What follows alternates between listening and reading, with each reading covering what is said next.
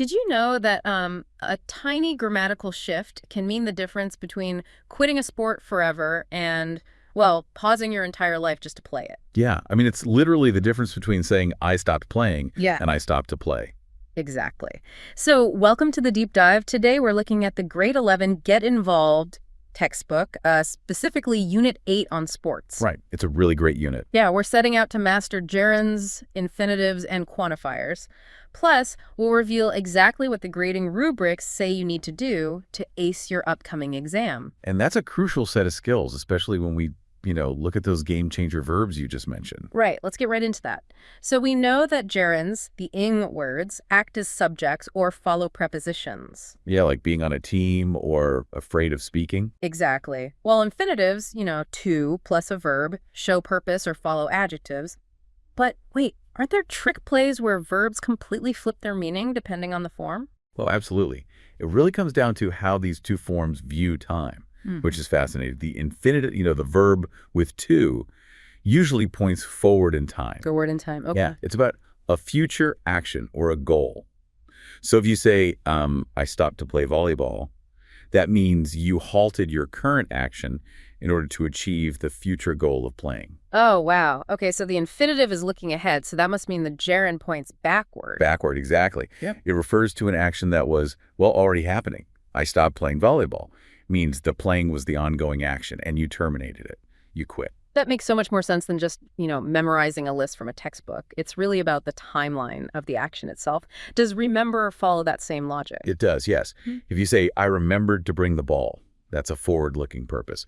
But if you say, I remember winning that game, you're looking backward at a past experience. Okay, I love that. So if verbs dictate the timeline of the action, I guess quantifiers dictate the scale. But I have to admit, this is where I usually hit a wall. Oh, I totally get that. Yeah, choosing between many, much, few, and a few just often feels entirely arbitrary to me. Well, it's really not arbitrary if you understand the nature of the noun. It's basically about whether you perceive the thing as individual countable units or as a continuous, uncountable mass. Wait, okay, so medals or athletes, those are individual units. Countable. Right, exactly. So I'd use many, few, a few, or several. But something like water or time is a continuous mass.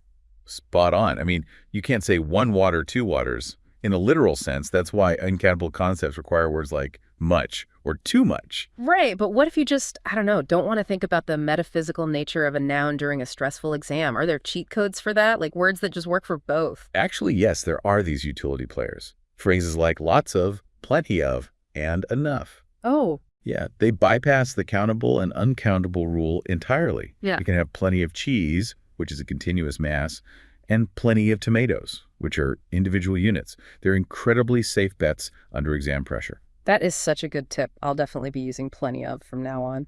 So speaking of exam pressure, let's look at the actual grading rubrics.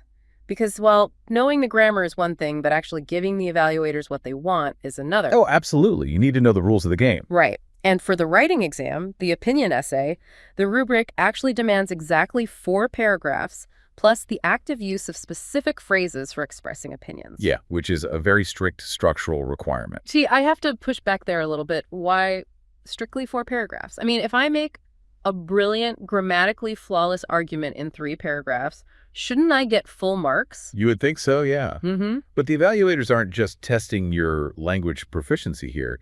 They are heavily testing your ability to structure an argument under specific constraints. Ah, I see. Yeah, so an introduction, 2 distinct body paragraphs for supporting arguments, and a conclusion. It forces discipline. Okay, fair enough. That makes sense. What about the speaking project then, the Sports Star video? Oh, that one is interesting. Grammar is only a fraction of the score there. They're actually looking for critical thinking and digital literacy. Wait, really? Digital literacy in a language exam? Yeah. You have to use reliable web sources and show that you've cross-checked facts, dates, and domain names. So they're testing if you can spot a fake news blog versus a peer-reviewed article, all while speaking a second language.